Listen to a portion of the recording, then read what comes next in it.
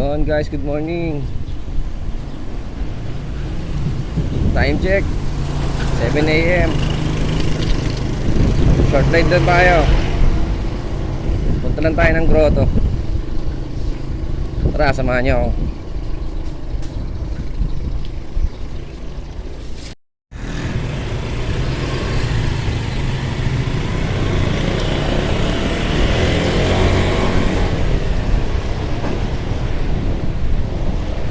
Dito na tayo, palabas tayo ng Milliners.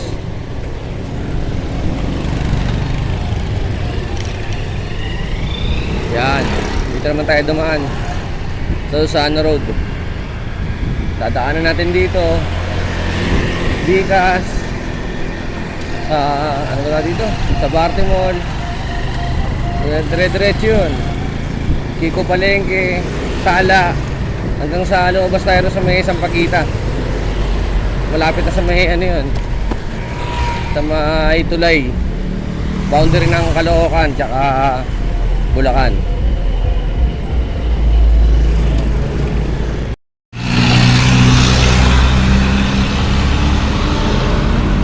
Bicas. Hindi tayo, diretso lang.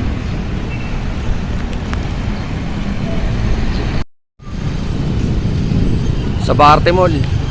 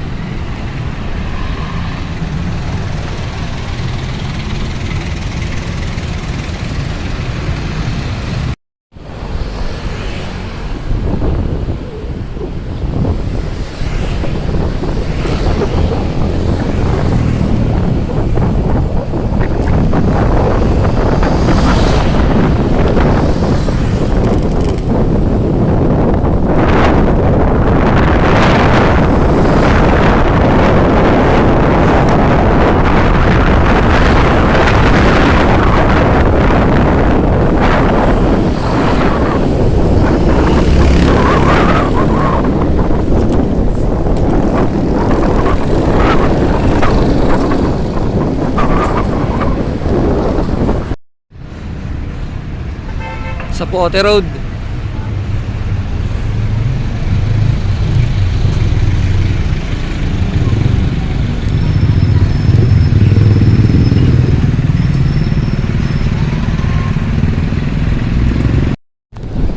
Kiko Palengke.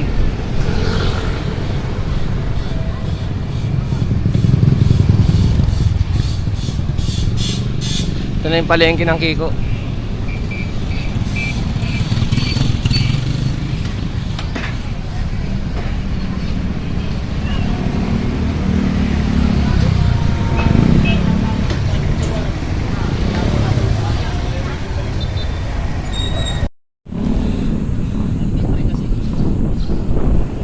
Dito tayo sa Tala.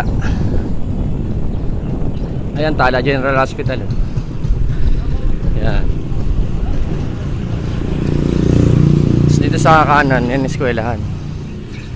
Tala Elementary School.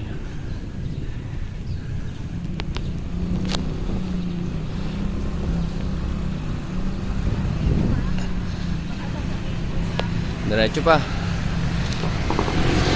Labas na neto.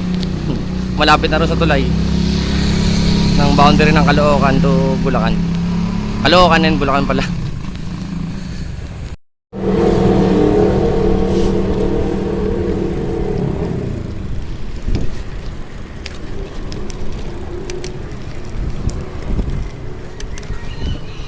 Ito na yung tulay, boundary ng Caloocan tsaka Bulacan. Ito, ahon tayo rito. Puntang SM San Jose.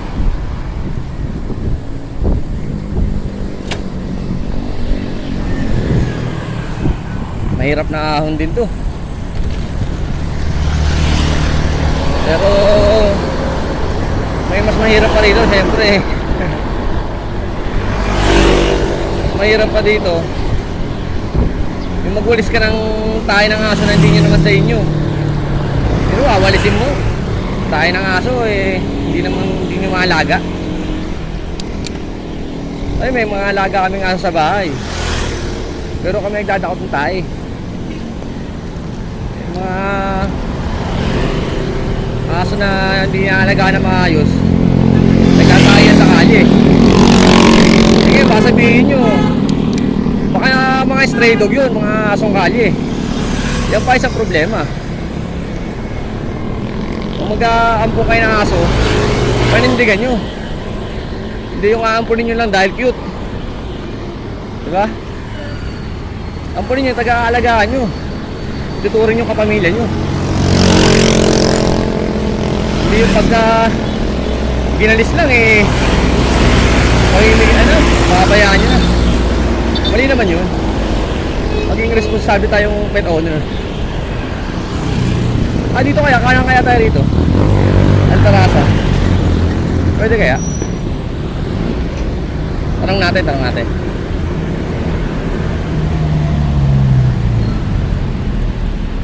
Sir, pwede po. Thank you. Yan, pwede. Dito, side trip tayo. Altarasa to, guys. Parang ano to, Neapolitan. Ganda din, no?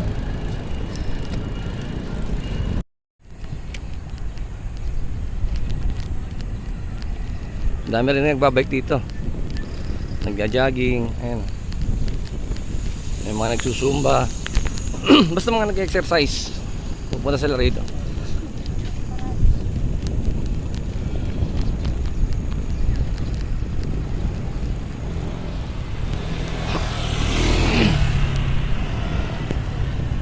Sana nakita nyo cellphone na maayos. Pasensya na kayo dito sa cellphone ko, ha. Wala pa tayong pang-vlog na maganda eh. Cellphone lang muna. Wala pa tayong pambili ng GoPro. Kaya ito lang muna. Sana nakikita naman na maayos. Sa tatay, oh. Tandaan na, oh. Sorboy natin. Tay, good morning. Tay, pwede mo tanong, ilang taon na kayo, Tay? 67 na, oh. Lupit. 67 years old na. Sige, Tay, thank you, ha. Anong pangalan niya, Tay? Howard. Okay, good morning po. Ingat po. Sir Howard. Sir Howard, 67 years old. Lakas pa. Sana all. Sana abutin pa natin yung ganong edad na malakas pa tayo magbike. Bale, mahaba pa. Kaya enjoy natin ang buhay.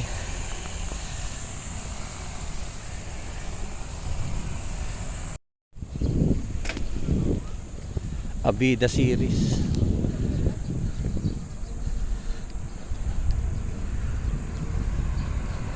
Ang lawak din. Sarap din pasyalan. Pero konti lang ngayon yung tao. Hindi agaya pagkalinggo. Marami rin tao dito. Dami rin nagbabike, mga naglalaps. Sila boss, oh. Sound trip, oh. Ayan, Amaya Steps.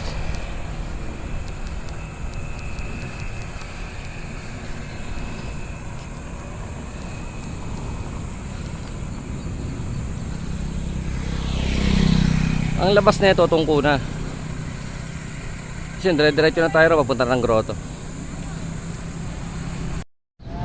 Yan, nandito na tayo sa tungko. Dire-diretso na to, papunta na ng grotto.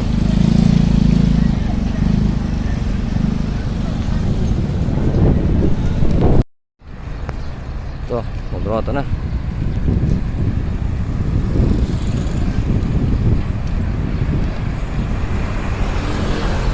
Yan, dito na sa grotto.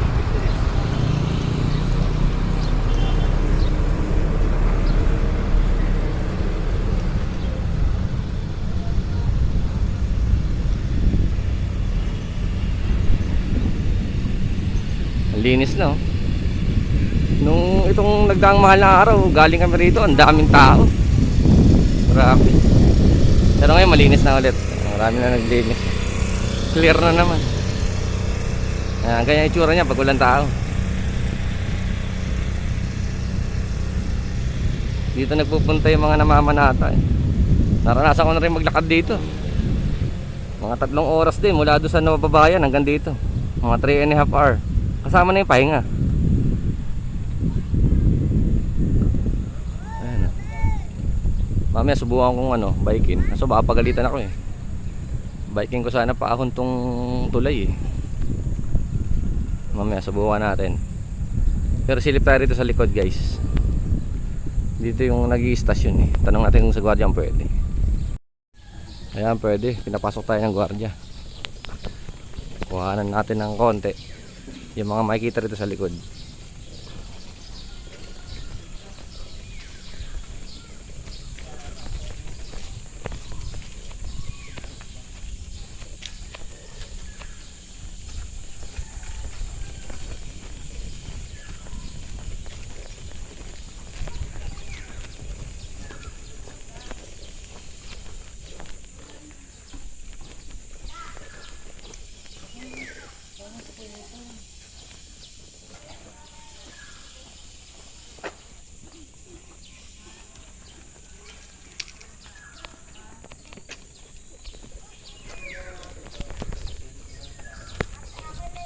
Nandun tayo, abante tayo ng konti. Yan, ito picnic area oh. Pwedeng sama yung pamilya nyo rito. Nandun lang ng pagkain. Pero yung mga kalat nyo, itabi nyo ha. Itapon nyo sa tamang tapunan. May mga basura naman dyan oh. Para lagi malinis. Yan, doon pa tayo sa kabila. Tingnan natin. Ito yung station 1. Yan, try natin ma-video ang lahat ng station. Ito yung station 2. Ganyan ang ginagawa nila yung mga namamanata rito, nag-i-istasyon. Kagaya rin sa ibang mga sa ibang mga simbahan din. Yung station 3.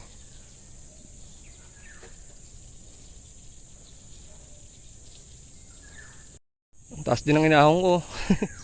Muntik pa akong bumuwal. Ito station 4.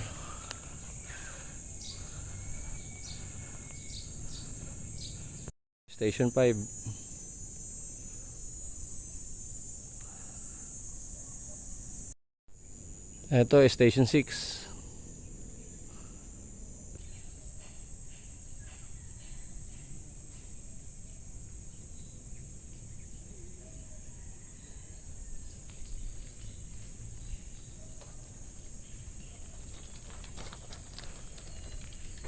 Station 7.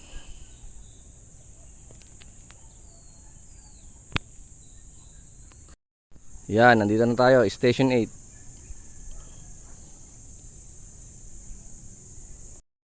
Ito na, Station 9. Konti na lang. Ito naman ang Station 10.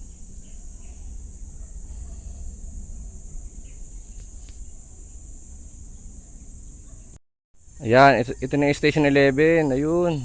Nako, dito na pala, Station 11 pala yung si Jesus ay pinako sa krus. Ayan oh.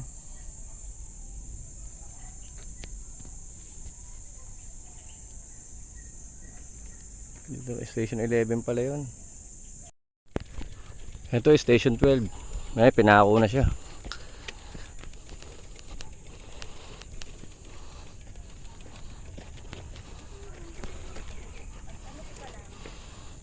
Ayan oh.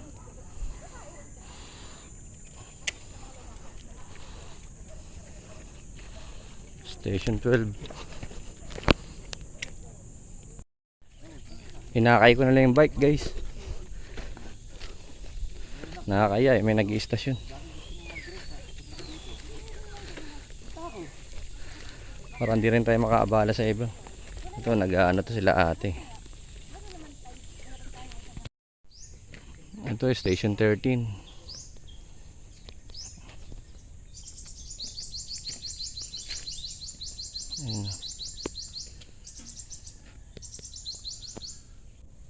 Si Jesus ay inihugos sa krus at inilagak sa kandungan ng kanyang ina. Ayun, dito na siya. Alam ko, ito na yung namatay siya. Ayan, ito na yung huling istasyon, Station 14. Ayan. Si Jesus ay inilagak sa libingan. Ayan. Ito na Station 14. Ayan.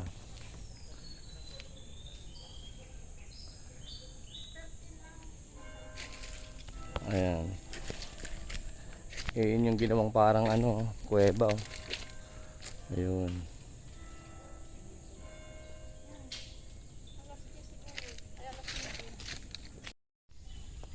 So ayun mga katukod, nakapag-istasyon tayo. Natapos natin yung 14 station. Dito makita tayo ng dito sa ano, nag-pray tayo ng konti. Yan, ito yung mga view na makikita nyo sa loob ng grotto. Sa mga hindi pa nakapasok dito, pasyalan nyo guys, maganda. Parang very solemn ng lugar. Dahil na pagka ganito, yung alanganing araw.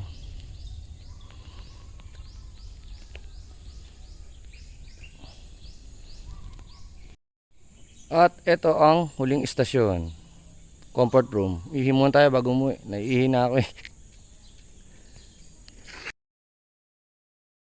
Ayun, sa mga katukod, dito ko na tapusin ng video na to. Please like, comment, and subscribe. Hanggang sa muli, paalam. Try natin umahon dito sa tulay. Sana huwag tayo pagalitan.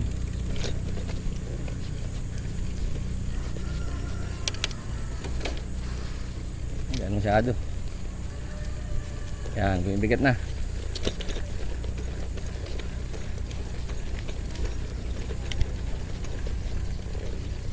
Yun, ganda.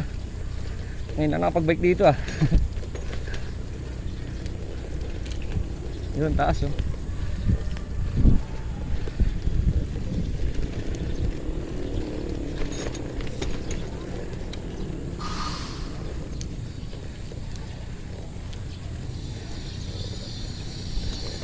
Yun. Sana kita sa cellphone.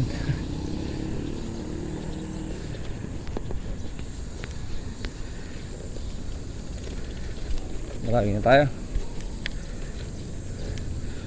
Uwian na.